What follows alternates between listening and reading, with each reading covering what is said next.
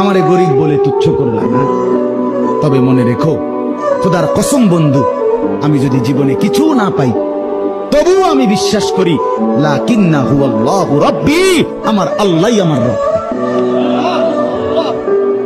ওয়ালা উশরিকু বিরাব্বি আহাদা, আমি আমার রবের সাথে কাউকে শরীক করব না। আমি আমার আল্লাহর জায়গায় আর কাউকে, আমি 40 বছর না আমি 70 বছরও যদি কিছু না পাই তবু আমি ডাকবো কাকে? আমি আল্লাহর জায়গায় কাউকে।